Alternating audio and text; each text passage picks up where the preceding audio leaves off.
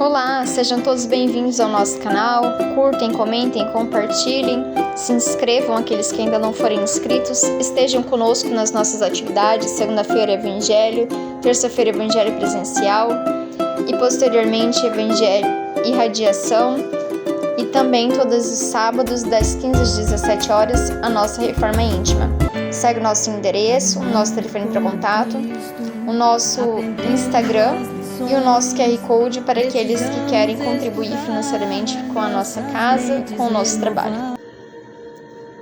Pai eterno, eterno em poder, eterno em justiça e eterno em bondade, memorável Mestre, amigo e irmão de todas as horas, Jesus, agradecemos imensamente a grande oportunidade desse Evangelho no lar, em nosso lar, na companhia dos nossos amigos espirituais, os nossos benfeitores e a equipe espiritual do SESB, responsável por essa atividade do Evangelho no lar.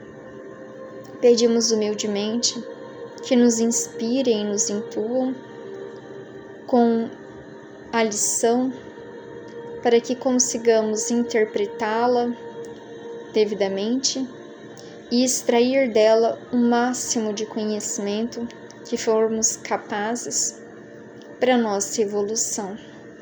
Que o Evangelho no lar possa ser um momento de união da família, um momento em que o nosso lar se enche de luz, de esperança, de paz, de conforto e de amor a nós e aos corações que nos ouvem e que de forma direta ou indiretamente são tocados nesse instante pelo divino amor do nosso querido Mestre, dos benfeitores queridos e de Deus. Pedimos também e convidamos aqueles nossos irmãos do mundo espiritual, necessitados como nós, que permeiam a psicosfera do nosso lar, aqueles que são nossas vítimas do passado e que agora cobram de nós o reajuste no presente, para conosco também estarem nessa oportunidade de autoaprimoramento, de autoconhecimento e de auxílio mútuo, uma vez que somos instrumentos uns dos outros no caminho da evolução. Que assim seja. Hoje a nossa lição é a lição de número 38, o remédio imprevisto. O pequeno príncipe, Julião, andava doente e abatido. Não brincava, não estudava, não comia.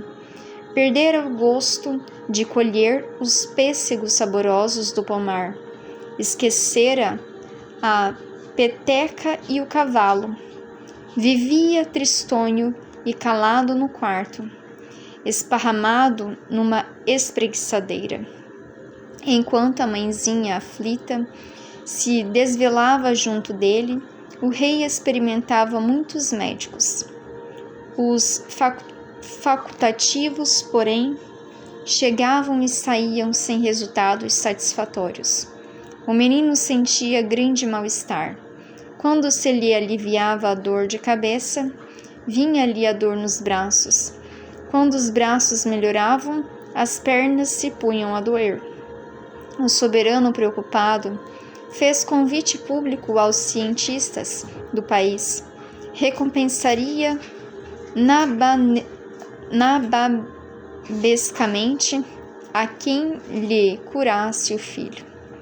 Depois de muitos médicos famosos ensaiarem, embalde apareceu um velhinho humilde que propôs ao monarca diferente medicação. Não exigia pagamento, reclamava tão somente plena autoridade sobre o doentinho. Julião deveria fazer o que lhe fosse determinado. O pai aceitou as condições, e no dia imediato o menino foi entregue ao ancião. O sábio anônimo conduziu-o a pequeno trato de terra e recomendou-lhe arrancasse a erva daninha que ameaçava um tomateiro. Não posso, estou doente, gritou o menino. O velhinho, contudo, convenceu-o, sem paciência, de que o esforço era viável, e em minutos breves ambos libertavam as plantas da erva invasora. Veio o sol, passou o vento, as nuvens no alto rondavam a terra como a reparar onde estava o campo mais necessitado de chuva. Um pouco antes do meio-dia, Julião disse ao velho que sentia fome.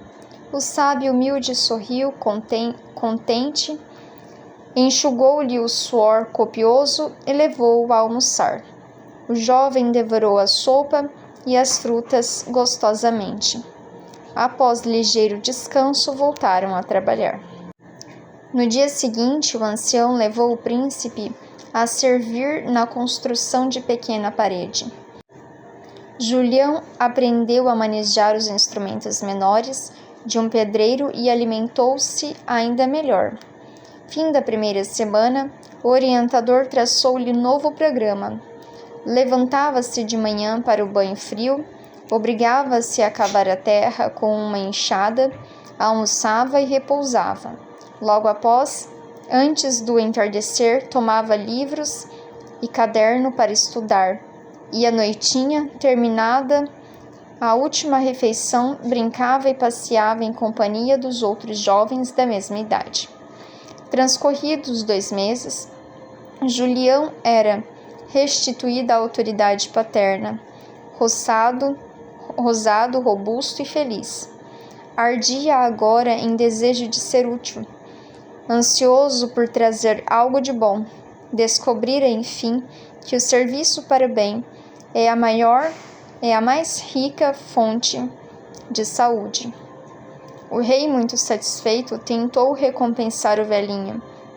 Todavia, o ancião esquivou-se, acrescentando: Grande soberano, o maior salário de um homem reside na execução da vontade de Deus, através do trabalho digno.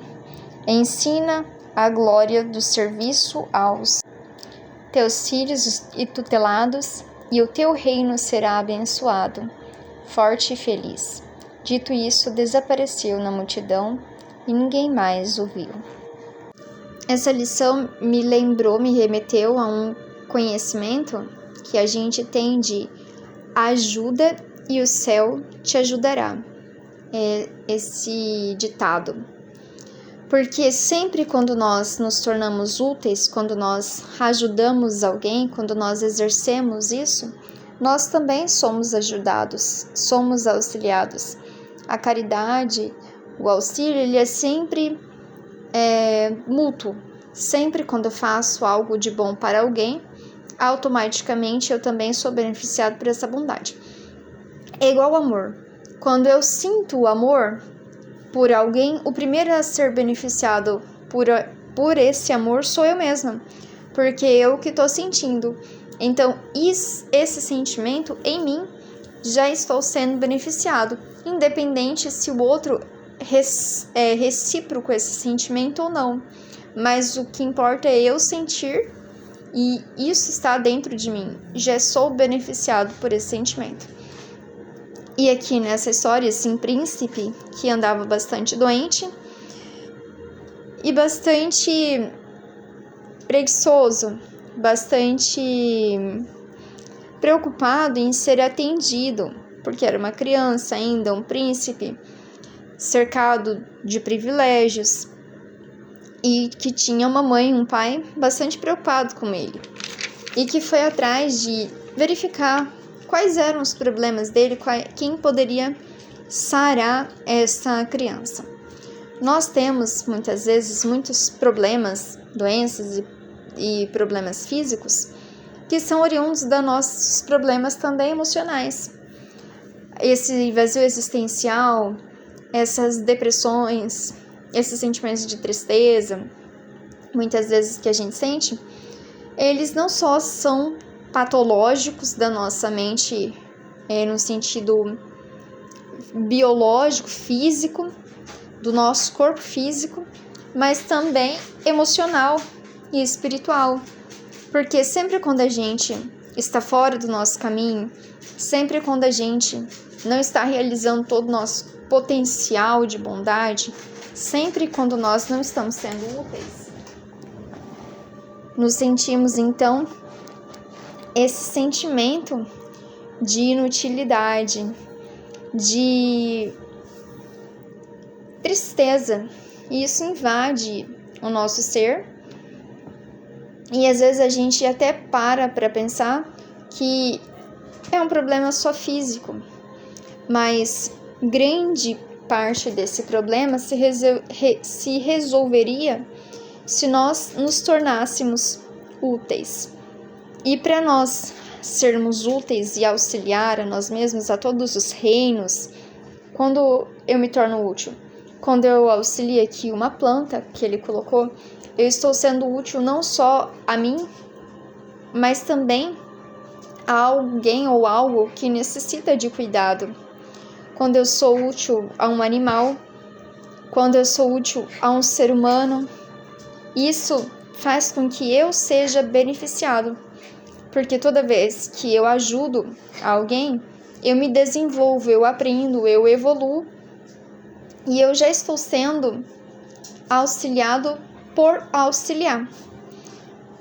E esse príncipe aqui entendeu o grande valor do trabalho, porque muitas vezes, enxugando as dores dos outros, auxiliando os outros, é que nós resolveremos as nossas dores e enxugaremos as nossas lágrimas.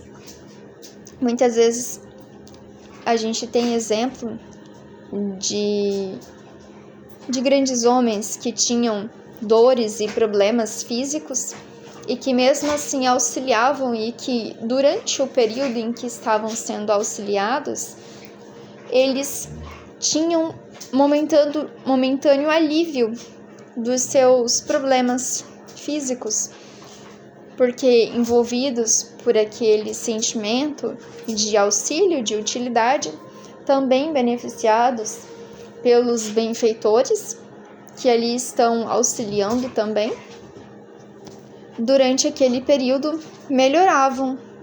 Então, e algumas vezes até resolveram os problemas que eles tinham físico, porque sempre quando a gente quer de alguma forma nos tornarmos um braço, uma mão de Deus na terra, um colaborador, um servidor, um trabalhador, nos tornarmos úteis, nós somos os primeiros que são auxiliados, socorridos, amparados, esclarecidos dentro desse processo e beneficiados também.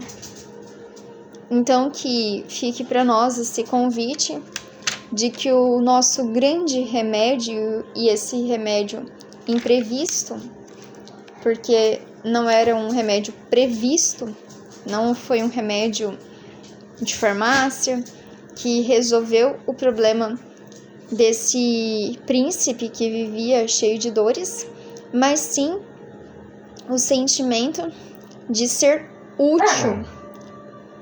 E ele adquiriu também disciplina, adquiriu um olhar de empatia, caridade ao desempenhar essas atividades.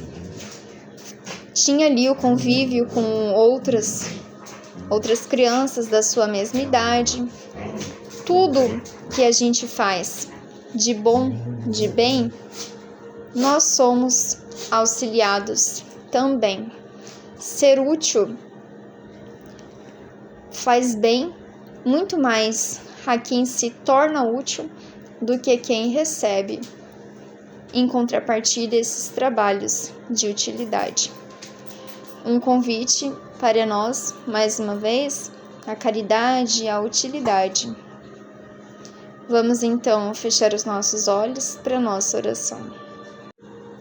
Pai, auxilia-nos a nós também Assim como esse nosso irmão aqui nos ensinou que devemos ter o nosso salário na execução da vontade de Deus através do trabalho digno, que possamos nos tornar cada vez mais colaboradores na sua obra, auxiliando-nos a nós mesmos através da nossa renovação interior, da nossa renovação moral e auxiliando aos nossos irmãos também nesse propósito. Agradecemos imensamente a oportunidade do Evangelho, a oportunidade do estudo, do esclarecimento e a oportunidade de também sermos úteis aos nossos irmãos no mundo espiritual, que eles possam ser amparados, socorridos, esclarecidos dentro das necessidades de cada um, e também aos nossos irmãos que nos ouvem, auxiliados, amparados e socorridos dentro das necessidades de cada um. E agora que o nosso lar se encontra iluminado, pedimos também por aqueles nossos irmãos que necessitam deste amor, deste amparo e dessa luz. Agradecemos, Senhor, a grande oportunidade de servir e a grande oportunidade de recebermos os benefícios do nosso serviço. Assim seja. Uma excelente semana a todos, um grande abraço, até a próxima segunda-feira, com a graça de Deus. Até lá!